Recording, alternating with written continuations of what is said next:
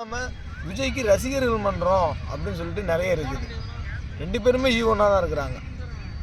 ரெண்டு பேருமே ஈவனாக தான்.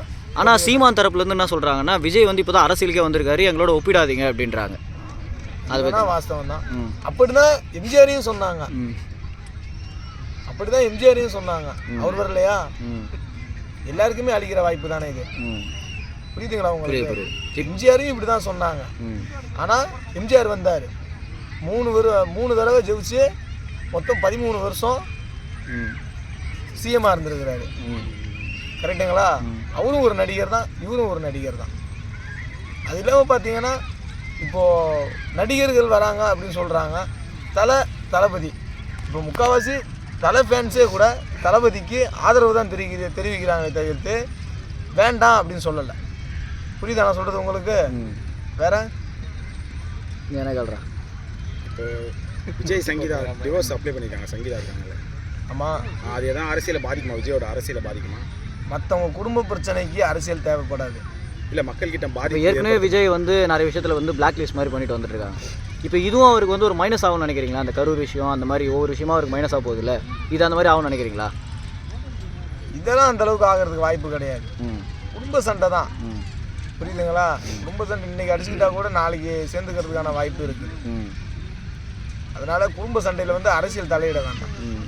மக்கள் ஆதரவாக நிற்பாங்களா அப்பயும் இந்த விஷயத்தினால? மக்கள் ஆதரவாக இருக்கிறதுக்கு வாய்ப்புகள் நிறைய இருக்குது. புரியுதுங்களா? அதே மாதிரி ஃபஸ்ட்டு டிஎம்கே, ஏடிஎம்கே, சீமான், விஜய் இவங்க 4 பேரில் இந்த 2 பேர் வரக்கூடாது. யார் யார்? டிஎம்கே வரக்கூடாது, ஏடிஎம்கே வரக்கூடாது. வராமல் மிச்சம் இருக்கிற இந்த 2 பேரில் யாராவது ஒரு ஆள் வந்தால் நல்லாயிருக்கும். ஏன்னா 2 பேருமே வந்து மது விலக்கு ஒழிக்கிறேன்னு சொன்னாங்க. மது விலக்கு ஒழிச்ச பாடு கிடையாது. நான் ஒரு திமுக காரன். புரியுதுங்களா? நானே சொல்கிறேன், இவங்க வராமல் இருக்கிறது தான் பெனிஃபிட். நல்லது. இப்போது ஸ்டாலின் என்ன சொல்லியிருக்காருன்னா, அடுத்த தேர்தலில் மது விலக்கு அமல்படுத்துவேன் அப்படின்னு சொல்லியிருக்காரு. அந்த வாக்குறுதி நம்பலாம்னு நினைக்கிறீங்களா? அதே மாதிரி தான் அதுக்கு அடுத்த தேர்தலையும் சொல்லுவார். இதே வார்த்தை தான் அதுக்கு அடுத்த தேர்தலையும் சொல்லுவார். யாரு? நம்ம முதலமைச்சர் ஸ்டாலின். நான் வந்து அவரோட கட்சிக்காரர். 137வது வட்ட இளைஞரணி. இந்த மது விலக்கை தாண்டி தமிழ்நாட்டில் பண்ண வேண்டிய விஷயங்கள் என்னென்னு நினைக்கிறீங்க? அதை விஜயோ சீமானோ யார் பண்ணணும்னு நினைக்கிறீங்க?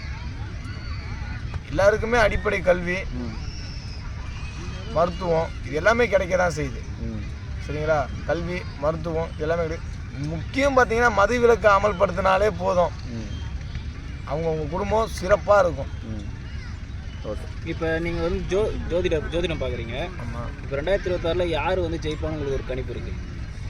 2026 யார் ஜெயிப்பா அப்படின்லாம் அவ்வளோ அக்யூரேட்டாக இப்போ வந்து நம்ம பார்த்து இதை பேட்டிக்கு சொல்ல முடியாது.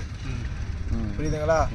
நினச்சி சொல்லணும்னா சொல்லலாம். ஆனால் பேட்டிக்கு வந்து இதை நாங்கள் நிறைய பேட்டி கொடுக்குறாங்களே இந்த மாதிரி டிவி சேனல்லாம், நாங்கள் கொடுக்க விரும்பலை. இந்த மாதிரியா? சரி, ஓகே.